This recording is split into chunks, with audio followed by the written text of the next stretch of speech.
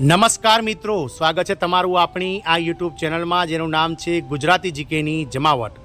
તો મિત્રો, ગઈકાલે જેસીએમ અને જે ડીઓપીટી છે, department of personal and training સરકારના વિભાગ વચ્ચે જે છે તે 8મા પગાર પંચને લઈ અને પહેલી બેઠક યોજાઈ ગઈ હતી। આ પહેલી બેઠકમાં 8મા પગાર પંચમાં અલગ અલગ જે રિવિઝન છે તેવી 15 દરખાસ્તો લઈ અને મિત્રો ચર્ચા કરવામાં આવી હતી, જેમાં મુખ્ય દરખાસ્ત છે કે 8મા પગાર પંચમાં ડીએ એટલે કે મોંઘવારી, ટ્રાન્સફર એલાઉન્સ એટલે કે મુસાફરી ભથ્થું, એચઆરએની સાથે કેન્દ્રીય કર્મચારીઓના પીએફ અને ગ્રેજ્યુટીમાં પણ મોટો ઉછાળો જે છે તે જોવા મળશે। તો આજના વિડીયોમાં વિગતવાર ચર્ચા કરીએ કે પહેલી બેઠકમાં જે છે તે મિત્રો પીએફ, ડીએ અને એચઆરએ વગેરેને લઈ, ટીએડીએને વગેરેને લઈને શું ચર્ચા થઈ અને સરકાર દ્વારા શું તૈયારીઓ 8મા પગાર પંચમાં આ તમામ ભથ્થાઓને લઈને કરવામાં આવી રહી છે તેને લઈને વિડીયોમાં વિગતવાર ચર્ચા કરીએ।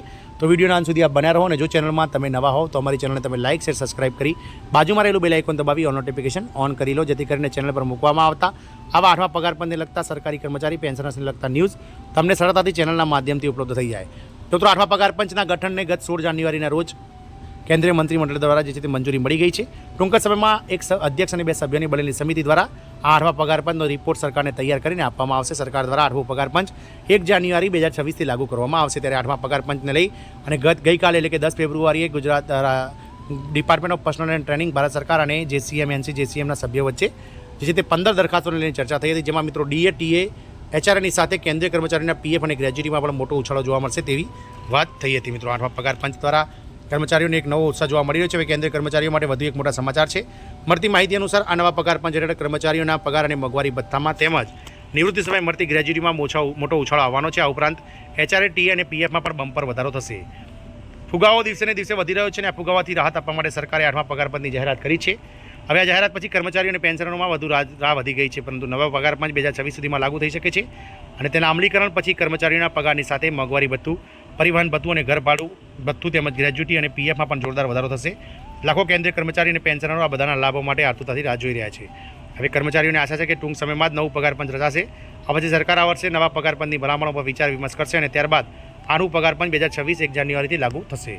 પગાર વધારો અને ડીઆર પણ વધવાની અપેક્ષા છે। સરકારી કર્મચારીઓ અને પેન્શનરો 8મા પગાર પંચની આતુરતાથી રાહ જોઈ રહ્યા છે, કારણ કે તેઓ આશા રાખે છે કે તેના અમલીકરણ પછી તેમને ઘણા લાભો મળશે। આમાં તેમનો પીએફ, ગ્રેજ્યુટી, પગાર વધારો, ટીએ, ડીએ, ડીઆરના લાભો પણ મળશે। તમને જણાવી દઈએ કે 7મા પગાર પંચ હેઠળ કર્મચારીઓના પગારમાં 2.57ના ફિટમેન્ટ ફેક્ટર અનુસાર 14% વધારો થયો હતો, જેના કારણે તેમનો મૂળભૂત પગાર જે છે તે 7,000થી વધીને 18,000 રૂપિયા કર્યો હતો, એટલે કે 11,000 રૂપિયાનો સીધો ફાયદો થયો હતો। હવે એવો અંદાજ છે કે 8મા પગાર પંચ હેઠળ કર્મચારીઓના પગારમાં 30% સુધીનો વધારો થશે। આ વખતે ફિટમેન્ટ ફેક્ટર પણ વધારે હોઈ શકે છે, આટલું ફિટમેન્ટ ફેક્ટર તરીકે નક્કી કરવામાં આવશે। હાલમાં કર્મચારીઓને ફક્ત ફિટમેન્ટ ફેક્ટર વિશે ચર્ચા કરી રહ્યા છે। 7મા પગાર પંચમાં ફિટમેન્ટ ફેક્ટર 2.57 હતું, જે 8મા પગાર પંચમાં 1.90 તરીકે નિશ્ચિત થવાની અપેક્ષા છે। જો આવું થશે તો કર્મચારીઓના પગારમાં મોટો ઉછાળો આવશે। જો કે આવું માનવામાં આવે છે કે ફિટમેન્ટ ફેક્ટર 2.08થી લઈ અને 2.86 સુધી પણ લાગુ થઈ શકે છે। જો આટલો ફિટમેન્ટ ફેક્ટર લાગુ કરવામાં આવે તો પગારમાં વધુ મોટો વધારો થશે। લઘુત્તમ મૂળભૂત પગારમાં આટલા સુધી પહોંચી શકે છે। તો 18,000 રૂપિયા હાલમાં લઘુત્તમ પગાર છે, જે 1.90 ફિટમેન્ટ ફેક્ટર થશે તો વધીને 34,200 થશે, એટલે કે 16,000 રૂપિયા સુધી વધી શકે છે। જેમાં મિત્રો લેવલ 1થી લઈને 10 કર્મચારીઓના પગારમાં નોંધપાત્ર વધારો જોવા મળશે। આનાથી ભથ્થા પર પણ અસર થશે। તો 8મા પગાર પંચમાં જોવા જેવી સૌથી મહત્વની બાબત એ છે કે મોંઘવારી ભથ્થું એટલે કે ડીએ, પરિવહન ભથ્થું ટીએ અને ઘરભાડું ભથ્થું એટલે કે એચઆરએ કેટલું વધશે તે બધું ફિટમેન્ટ ફેક્ટર પર આધાર રાખે છે। 1.90ના ફિટમેન્ટ ફેક્ટર મુજબ આમાં પણ મોટો ઉછાળો આવી શકે છે।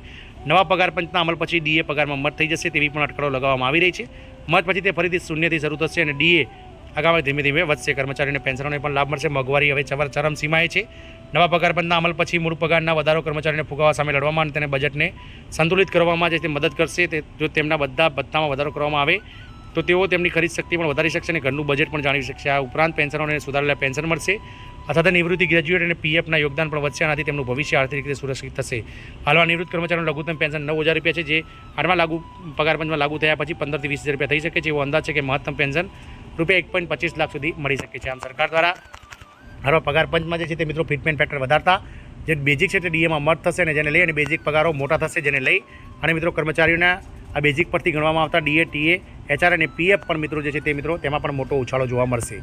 આમ 8મા પગાર પંચનો સૌથી પહેલો ફેરફાર આપણે જોયો, સરકાર દ્વારા જે છે તે મિત્રો લઘુત્તમ પગાર જે છે તે વધારી અને મિત્રો 1.90થી લઈ અને 2.86 વચ્ચે જો ફિટમેન્ટ ફેક્ટર રાખવામાં આવે તો 34,000થી લઈ અને 51,000 રૂપિયા જે છે તે લેવલ 1નો પગાર થશે। અને આના કારણે મિત્રો જે છે તે 30%થી લઈને 40% એચઆરએ, ડીએ અને પીએફ, એચઆરએ દરેકમાં વધારો થશે તેવું મિત્રો હાલમાં સંજોગોમાં દેખાઈ રહ્યું છે। જય હિન્દ, અસ્તુ।